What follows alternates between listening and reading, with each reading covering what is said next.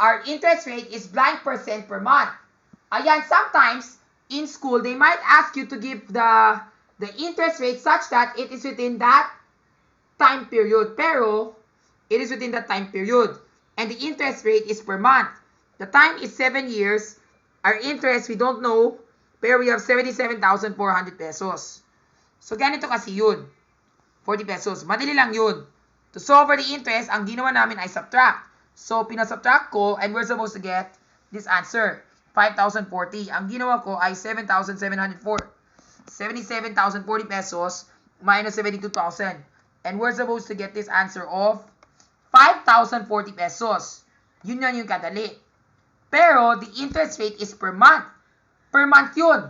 So, therefore, we need to get the interest rate in months. So, therefore, ano yung ginawa namin? Diba? 7 years and per month, hindi siya kapareho. Different time units. So, what we do, i-convert na namin. So, looking back at my solution sheet, ang ginawa ko ay kinonvert ko. So, 1 year is worth 12 months. 7 years is 84 months. So, tama. We need to have 84 months. And therefore, we're supposed to have 5,040 here. Diba? Now, we can apply the same formula as follows, which is P times R times T equals I. So, I divide by the product of 72,000 and 84. So, yan. This is what I did. Ito yung ginawa ko. 5,040 divide by 72,000, the product of 72,000 and 84. And you're supposed to come up with this answer of, ano yung sagot? 0.000833% something. Pero let's multiply that by 100 to get the percent. And that should be, what do we get? We're supposed to get 0.0833333 na bunch of 3%. So yun po talaga yung sagot. As you can see here, this is supposed to be the correct answer. 0.08333%. That is how you get the interest rate.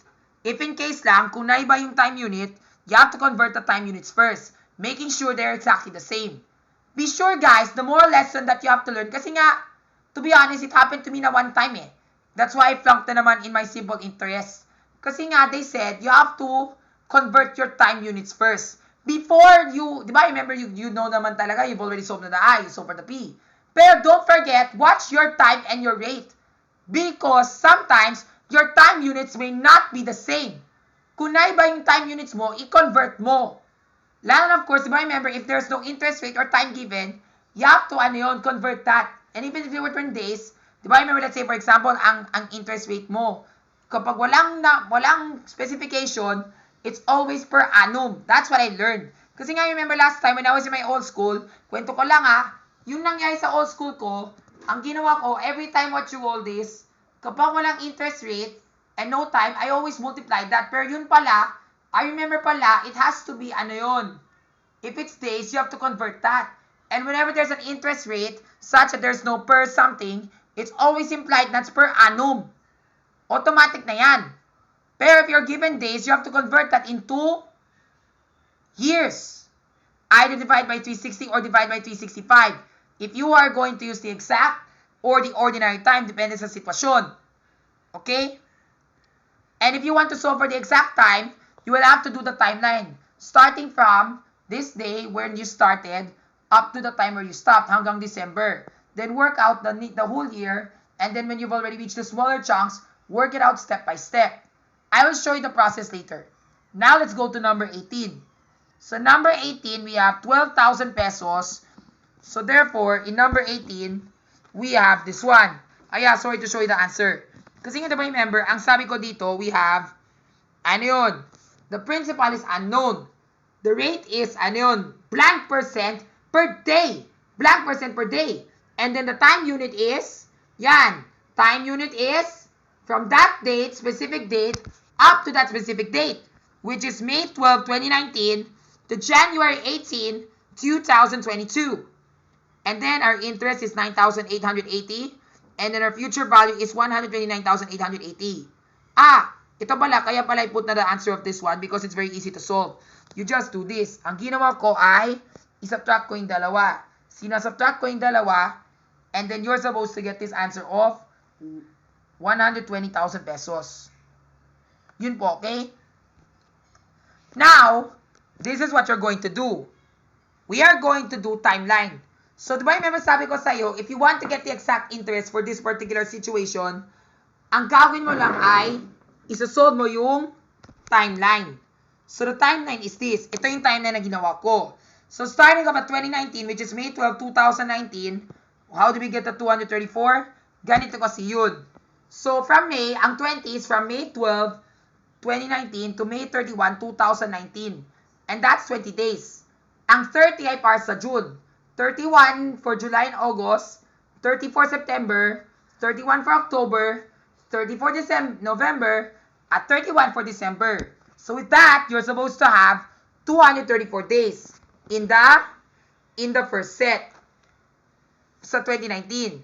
Now, from 2020 to 2022, di ba remember 2020 to 2022, dapat ito yun. Ang ginawa ko dito ay 366 and 365. Sinam ko yung dalawa dahil ang 366, that's for the year 2020. Di ba remember sabi ko sa'yo, work it out one step at a time. You can also do the time interval if you wish. Pero sometimes, if you're too lazy to do the time interval, you can just compute this by using timeline. Starting off, what happened at 2019? You start off at May. And then from June to July to August to September. And then for a whole year, time-lapse mo yung year. Para you don't need to compute for the days. Unless lang kapag leap year. But I know for me, you have a strength. Pero you know naman that the leap year always comes every 4 years. But since 2020 was a leap year, so therefore, we're gonna have to add one more day. And that becomes 366 and 366. Tapos yung 365 comes from the 2021. So yun yung timeline. Now, can we continue? Now, for January 2022, sabi ko dito, it's until January 18, 2022. So, from January 1 to 18, ilang days yun? 18. Now, after that, ang ginawa namin, sinam ko lahat. 234 plus 731 plus 18 is equivalent to 983 days. But that is within the exact interest. So, yun po yung mangyayari. Okay? That's how we get the interest. As you can see, ang ginawa ko dito, ito yun. We get 983 days here by computing. Now, let's solve for the interest. Now, to solve, di ba remember sabi ko sa'yo, our time unit is not the same. So, therefore, we're gonna have, di ba remember sabi ko kanina, our interest rate is per day. So, therefore, no need to convert anyway, nor anyhow. So, mabilis lang yun. All you have to do is to convert. And how do we get the time? Mabilis lang yan. You just have to do this. Ayaw pala, di ba remember, I also worked on the ordinary time din. Kasi ang ginawa ko dito, excuse lang po this one is the exact interest. That's why I get 983 days. And then ang ginawa ko, 120,000 times 983, you're supposed to get this answer of 11,000, 10,000, what, that's a big number pala. And then, I divide 9,880 divided by this one. And to simplify it, I'm supposed to get this answer, which is 247 divided by 2949 something. And this leads me to this answer, this very strange answer, which is 1 raised to 10 raised to the 5th power. Or 1 over, 1 over 100,000. So, ganito kasi yun. Let's see if I get the exact answer here. So, putting it here, let's reveal our answers. Reveal yourself, mga sagot. Yan. So, that's what happens. So, this one, also you can see, that's 8.375%. Kasi nga sabi dito, it says here, ano yun? 8.37572 times 10 raised to the 5th power. Kaya naman may e negative 0.5. That means it's used as, it's written in a scientific notation form. Para you won't be writing so many decimals, kaya naman pinasulatan ng ganito. Ganyan. And that's the interest rate. And if I were to do this, we are supposed to get this interest amount of 0.0084% per day. Parang konti lang Pero never mind. I know naman that's how it goes. Okay? Then the next one is the ordinary interest. To compute for the ordinary interest, di ba remember sabi ko sa'yo, you have to do the timeline. And di ba remember, this is how I compute for the number of days. Ganito kasi yun. First, I did sum of 20, that is, ano yun? May. And then, from June to December, madali lang yan. Because June to December is 7 months. So that's why ang ginawa ko, 210. That's for 2019. Tapos yung 2020 ay 360. And then 2021 ay 360. Kasi nga kapag ordinary time, it's always 1 month is worth 30 days. And 1 year is worth 360 days. Kaya yun yung ordinary time. And plus 18. Kaya naman I get this answer of 968. And then to solve for the interest, very easy lang yun. To solve for the answer, it's very easy lang. All you have to do lang is to just apply the answer. And this is what happened. Ang ginawa ko ay this one. 9,880 divided by the product of 120,000 times 968. And you're supposed to get this. 8.5 something. And that's supposed to be 0.00, or if you want, you can divide that. So 1, 2, 3, 4, 5. So that's around 0.00. Tama. 85%. It's somewhat like this one. That is if you want to extend your skit further and do scientific notation. Pero never mind. I think we lack time. So never mind about that. Okay?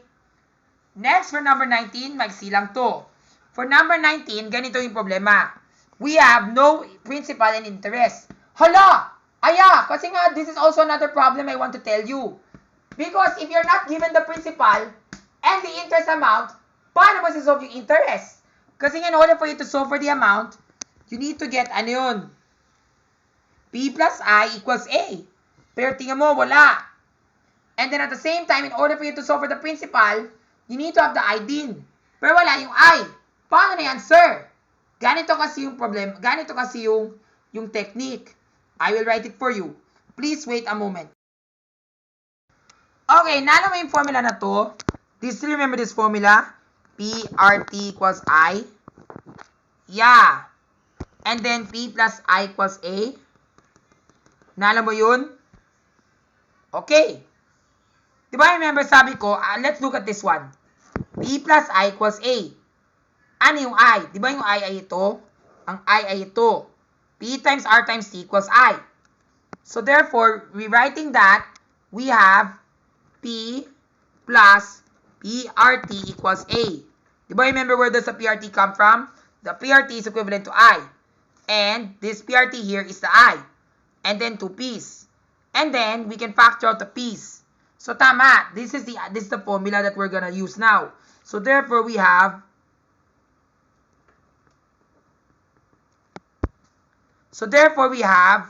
factored out P.